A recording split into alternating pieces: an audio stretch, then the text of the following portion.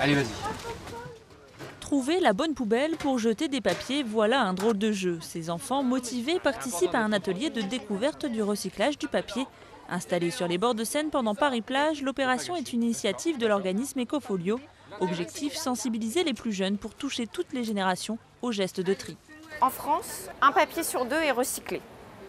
Ça veut dire qu'il y a quand même un papier sur deux qui n'est pas recyclé. Donc le message de la pédagogie sur le tri et son caractère indispensable pour qu'on puisse recycler, c'est une pédagogie qu'il ne faut jamais arrêter. Il faut toujours recommencer. Pourquoi ? Parce que c'est un geste qu'il ne faut pas oublier. La pédagogie passe ici par un atelier de fabrique de papier recyclé et par l'apprentissage des différentes étapes du recyclage.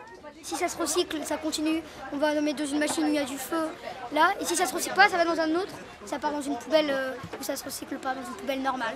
Pas tout à fait, Nathan. En fait, les papiers, une fois collectés, arrivent dans un centre de tri comme celui-ci, dans le 15e arrondissement de Paris.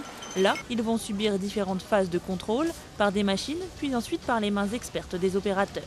Objectif, éliminer toute erreur de tri des habitants.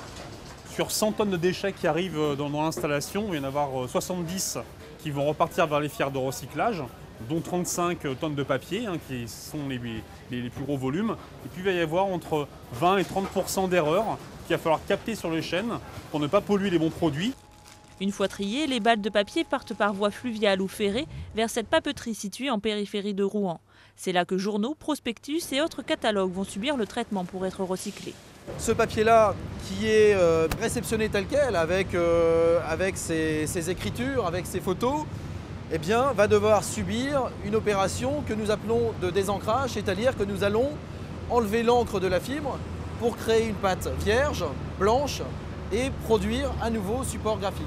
L'encre, une fois retirée, la boue dont elle est constituée sera séchée pour être utilisée comme fertilisant par les agriculteurs locaux.